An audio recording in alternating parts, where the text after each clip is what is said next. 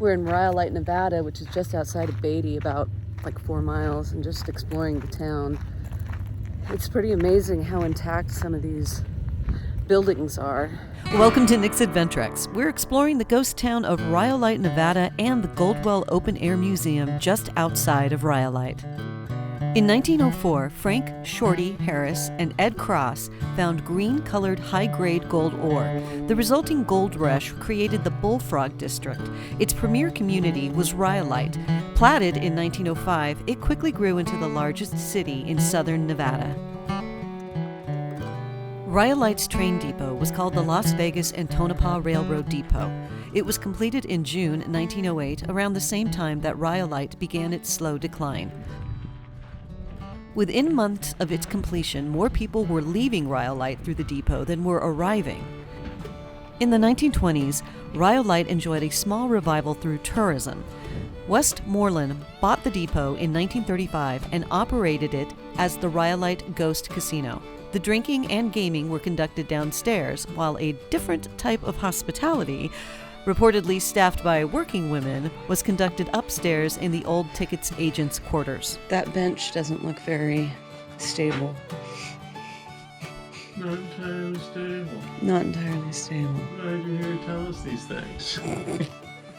That's not stairs. Maybe there were like wooden stairs. But those are railroad ties. Yep. This is the train station. I know, but where were the railroad tracks is what I'm curious about. The depot's tracks were salvaged when the railroad was dismantled in 1919. The building itself is one of the best preserved examples of early 20th century Mission Revival train depots in Nevada.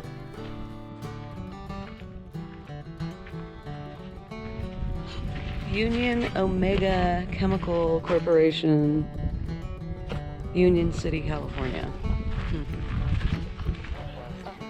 Currently, the BLM's Tonopah Field office is working to restore the building.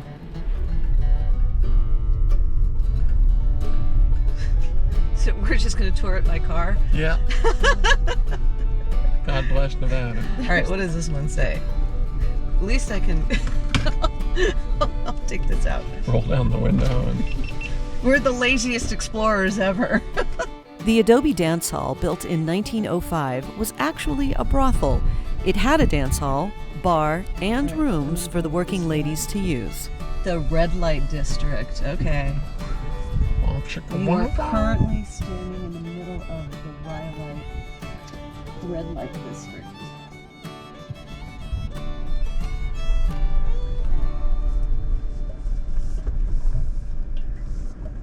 All right, this is the miner's cabin. The so-called miner's cabin was built using cast-in-place rubble and adobe construction, which was typical in Rhyolite. Kind of cool, because, you know, what did they use? They just made mud out of the ground and rocks out of the ground. Not bad. Looks kind of cool. Goes with the environment. If they had a homeowners association, I'm sure the homeowners association would approve. Yes. Okay, we're headed over to the grave of the supposed grave of the hooker with a heart of gold, right? That got murdered, right? By her boyfriend. We should get out and look at this. I don't want to do a drive-by on the grave. Drive-by on the grave? Yeah. But she's not buried here. I know, but still. Mona Bell worked as a prostitute in Rhyolite and was murdered by her boyfriend named Fred Skinner for wanting to exit the life of a working girl. Other accounts say it was because she was tired of his abusive ways and wanted out of the relationship. Whichever the case, she was indeed murdered in Rhyolite by Skinner. But the site of her supposed grave in Rhyolite is actually more of a memorial where people place trinkets to honor her memory. Her body was transported to the family plot in the state of Washington. If that was somebody's house, that's kind of cool looking. I wonder. Because look, they built into the rock. Oh no, it's a mine. You can see the mine shaft up there. You see that? Mm-hmm. Wow. All right. Let me drive by this side and see what it says. Rhyolite Jail. Okay. Ooh, look at that door.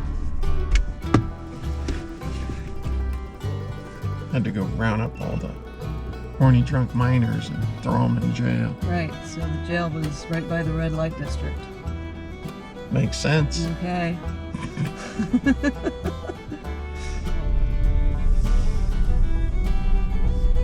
The Cook Bank is the most iconic building in Rhyolite and is one of the most photographed ruins in Nevada. John Cook and his brother started the John S. Cook and Company Bank in Goldfield, Nevada in 1905. It's pretty cool. It almost looks, it reminds me of something that you would find in Egypt in a weird way. Later that year, they opened a new branch in Rhyolite.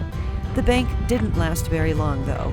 In 1907, the Knickerbocker financial crisis caused the downfall of banks across the country, and by 1910, the Cook Bank was closed. Ah, look. There's a basement. I was wearing cowboy boots earlier, but I took them off. I was wearing them in honor of baby days, but I took them off because I needed some comfortable shoes for kind of hiking around in, but I'm a little nervous with all the rattlesnake signs they have posted. Cowboy boots would have made me a little bit more secure in my footwear. Wow, just look at all these old rusted cans. Makes you wonder what food was in them. It's all over the place. I mean, it's cool now, but back in the day, probably was just trash everywhere.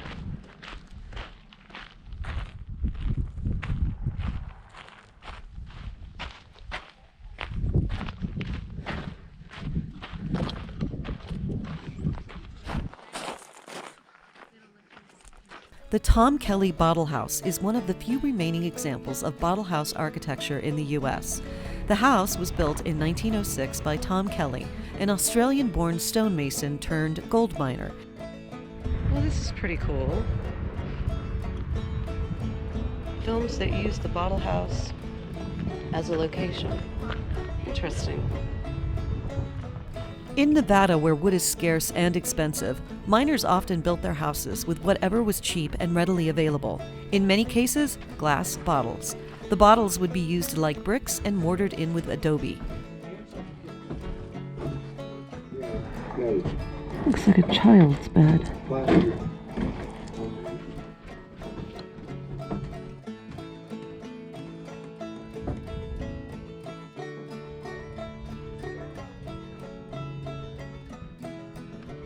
It's like a little miniature town back here. I wonder if this is supposed to be some sort of representation of Rhyolite. Is there anything actually in here?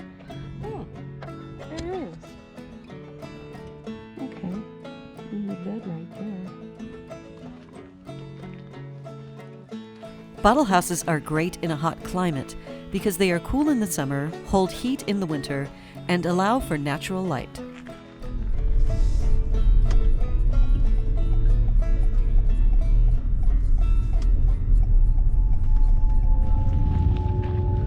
Okay, we're at the Goldwell Open Air Museum, which is free, and it's really close to Rhyolite. I mean, it's down the road, because there's Rhyolite, and here's the museum, so like less than a mile from one another.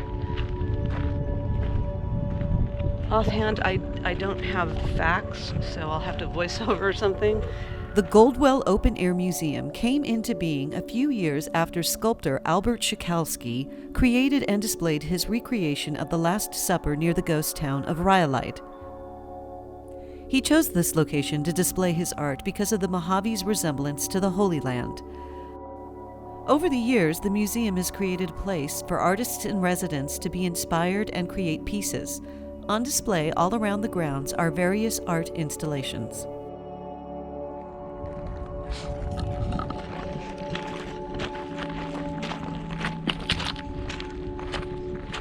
So there's a couple more of these ghostly sculptures. There's one over here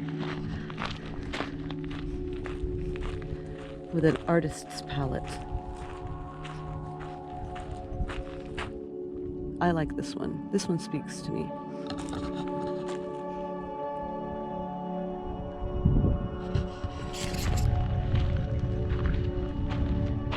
Sit gently, no groups.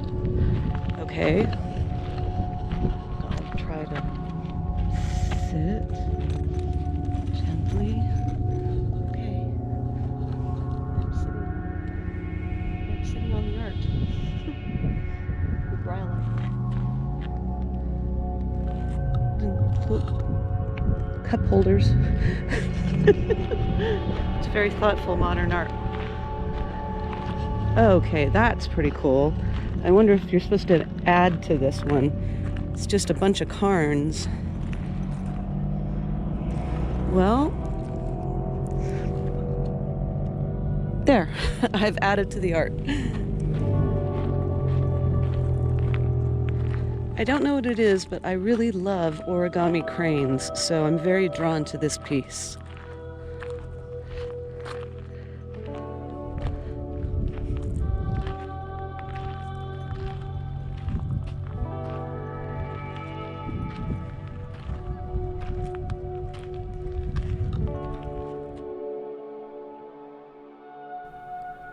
Thanks for joining us on this adventure to both old and new historic parts of Nevada. If you enjoyed the video, hit that like button, leave me a comment, and if you really liked it, subscribe to help Nick's Adventrex grow as a channel. See you in the next adventure.